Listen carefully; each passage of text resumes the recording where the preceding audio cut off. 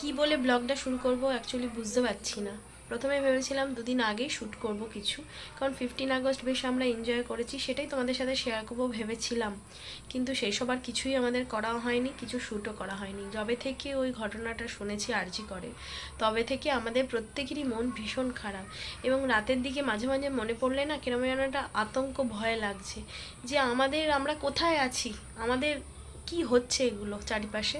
সত্যি মানে একটা নির্মমভাবে হত্যা খুন যাই বলো না কেন সেটা করা হয়েছে, সেটা তো ঠিক হয়নি। সেটা সত্যি করে এগুলোর বিচার চাই আমাদের। বিচার না হওয়া পর্যন্ত এবং একটা কঠিন বিচার দরকার এগুলোর জন্য। কঠিন বিচার না হলে কিন্তু এগুলো চলতেই থাকবে। তো যাই হোক, তার মধ্যে থেকেই তো জীবনযাত্রা চলতে থাকছে, নিত্য জীবন চলতেই থাকবে, সেটা তো আর থেমে থাকবে না, সময়ও থেমে থাকবে না।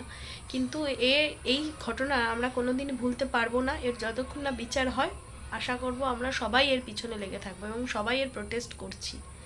তো এই আর কি। গুড মর্নিং আর বললাম না, কারণ অনেকটা বেলা করেই ব্লগটাকে স্টার্ট করছি। তো আজকে হচ্ছে তোমার শনিবার, আজকে মেঘি স্কুল আছে, মেঘ স্কুলে গেছে। তো মাঝে মাঝে পেপারে না নিউজগুলো মানে পড়ে সবসময় সব কিছু এক্সপ্রেস করা তো যায় না। তো সেগুলো পড়ে যেন কেমন একটা অন্য রকম লাগছে, অদ্ভুত লাগছে, কি হচ্ছে এগুলো। তো যাই হোক, তো জীবনে এগিয়ে চলেছি, এটাই আর কি। তো চলো এইভাবেই ব্লগটাকে আগে শুরু করি। তবে উই ওয়ান্ট জাস্টিস, যেটা দিয়ে আমরা সবসময় মানে প্রত্যেকটা সময় বলেই চলেছি, এবং উই ওয়ান্ট জাস্টিস, এটা যতক্ষণ না বিচার হবে ততক্ষণ আমার মনে হয় না এর কোনো সঠিক কিছু হবে। আজকে ওয়েদারটা বেশ ভালোই আছে, মোটামুটি রোদ্দুর উঠে আছে, কিন্তু বেশ সুন্দর হাওয়াও দিচ্ছে। তো আর কি, কালকেও আমাদের একটা প্ল্যান হচ্ছিল, বোন আমাদেরকে অনেকদিন ধরে যেতে বলছে, আর যাওয়া হয়ে উঠছে না। এখনই পড়াশোনার চাপ, তারপরে সমস্ত অ্যাক্টিভিটি এসব করতে করতেই সারাদিন কোথা দিয়ে কেটে যায় বোঝাই যায় না, 24 ঘন্টাও যেন কম মনে হয়। তো যাই হোক, বোন কাল থেকেই বলছিল, কালকেও ভেবেছিলাম যাব, কালকে ফ্রাইডে, কালকে রাত্রিবেলা যাবো ভেবেছিলাম, কিন্তু কালকে এত বৃষ্টি হচ্ছিল, তাপসদাকেও আর বলা হয়নি, তো ওই জন্য আর কালকে প্ল্যান করা হয়নি।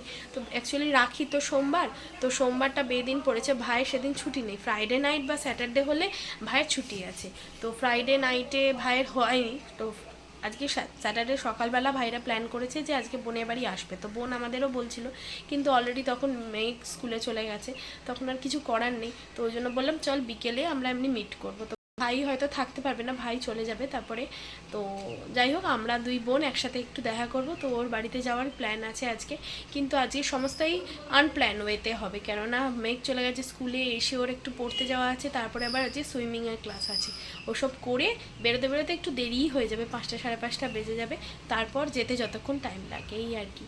তো চলো আজকে এইভাবেই দিনটা আজকে আমাদের কাটবে। তো লাঞ্চ এখনও হয়নি, লাঞ্চ আজকে খুবই সিম্পল মেনু। আজকে যেহেতু অনেকটা বেলা করেই ব্লগটা স্টার্ট করেছি, আর কিছু দেখাচ্ছি না, একবারেই তোমাদের সাথে আবার একটু পরে কথা বলছি। বাজে 4:20, আমরা মোটামুটি রেডি হয়ে গেছি, একবারে মেয়েকেও রেডি করে দিয়েছি ক্লাসের জন্য। তো ও ক্লাসটা করে নিয়ে তারপরে ওখান থেকে বেরোবো। আমরা এখন গাড়িতে উঠে পড়েছি, তাপসদা এসে গেছে, তো আগে সুইমিং করে নিয়ে তারপরে আমরা বেরোবো। তো মেঘও একদম রেডি টেডি হয়ে চলে এসেছি, ওর একটু ছোটো টুকটা আর একটু টিফিন করে নিয়েছি, টুকটাক টিফিন করে নিয়েছে একটু, যাতে খিদে না পায়, কারণ সুইমিং করার পর একটা না খিদে পায়।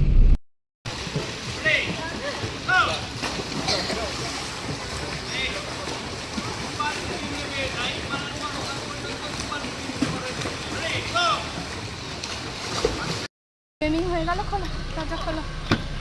হয়ে গেল, ড্রেসটা চেঞ্জ করে একবারে আমরা গাড়িতে উঠে পড়ছি, এবার বোনের ওখানে যাব। এবার রাস্তায় যদি জ্যামটা না থাকে তাহলে তাড়াতাড়ি পৌঁছে যাব। মেঘের জন্য রুটি আর একটু আলু ভাজা করে এনেছি, ওটাই একটু খেয়ে নিচ্ছে, কারণ পৌঁছতে তো 1-1.5 ঘন্টা লাগবে। বোনেদের বাড়ি এসে গেছি, তো বোন এখানে ঘেমে নে অস্থির, এখানে গরম গরম চিকেন পকোড়া হচ্ছে, দেখি এখনো ভাজা চলছে, অলরেডি আমাদের খাওয়া হয়ে গেছে একটা ব্যাচ। চিকেন পকোড়া ভাজা চলছে এখানে। এই যে বোন এদিকে ওকে রাখি পরাবে বলে রাখিটাকে কিনে এনেছে, এই যে রাখি পরাচ্ছে।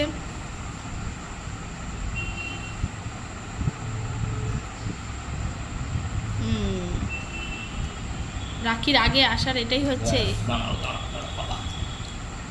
রাখি পরালেই যখন একটা কিছু গিফট। তো বোনের বাড়িতে কিছুক্ষণ আড্ডা মারার পরে আমরা ডিনার করতে চলে এসেছি আজকে রংদে বাসন্তী ধাবাতে। তো সেখানেই পার্কিংয়ের জন্য এখন জায়গা খুঁজছি, পার্কিংটাই পাওয়াটা মুশকিল। সবাই মিলে এসেছি আমরা এখন রান্দে বাসন্তীতে। অনেক রকম ধাবাতেই গেছি, কিন্তু এই ধাবাটার ভেতরে ঢুকে না অন্য রকম লাগলো। দেখো যেখানে মেনু কার্ডটা রাখা আছে সেটা কীরকম রাস্তা সেই মাইলস্টোনগুলোর মতো, আর দেয়ালে দেয়ালে না অদ্ভুত রকমের সমস্ত নানা রকমের মেসেজ দেওয়া আছে। আর সবচেয়ে অভিনব লাগলো কী বলো তো, সিটিং অ্যারেঞ্জমেন্টটা। সিটিংয়ে যেখানটা আমরা বসে আছি সেটা কাঠের, আর পেছনে ব্যাকগ্রাউন্ডটা আমাদের একদম গদির। তো এই যে ভেতরে অ্যাম্বিয়েন্সটা কিন্তু বেশ ভালো। এর মধ্যেই সৌরভ একটা আমাদের স্টার্টার অর্ডার দিয়ে দিয়েছে, আর গল্প করতে করতে কিন্তু আমাদের স্টার্টারও চলে এসছে। এটার মধ্যে মাটন, চিকেন, ফিশ সব রকমেরই ছিল। আর আমি একটা অর্ডার দিয়েছিলাম মালাই কুলফি, এই মালাই দেওয়া একটা লস্যি, যেটা খেতে না ফাটাফাটি ছিল। মানে এটা ওদের স্পেশাল, এখানে পেস্তা, বাদাম, কাজু সব কিছু ওপর থেকে দেওয়া, দারুণ খেতে। আর মেন কোর্সে যেহেতু সৌরভ অর্ডার দিয়েছিল, তো মেন কোর্সে ছিল আমাদের একটা মটনের আইটেম, আর এটা ছিল কালি ডাল তাড়কা, আর গার্লিক নান আর বাটার নান, যেটা কিন্তু দারুণ খেতে ছিল। আমরা বক বক করতে করতে কিন্তু খাওয়া দাওয়া আমাদের সব শেষ, আর লাস্টে এরা গোলাপ জামুনও নিয়েছিল। আর কি দুষ্টুমি করছে দেখোই না। দেখতে দেখতে আমাদের খাওয়া দাওয়া গল্পগুজব সব হয়ে গেল। এবারে টাটা বলার সময়, তো বোনেরাও বোনেদের রাস্তায় চলে গেল, আমরাও আমাদের রাস্তায় চলে এলাম। অনেকটা রাত্রিরই হয়ে গেছে, রাস্তাঘাট কিন্তু একটু ফাঁকাই হয়ে গেছে। তো এই সাথে সাথেই আমি আজকের ব্লগটা এইভাবেই আজকে এন্ড করে দিচ্ছি।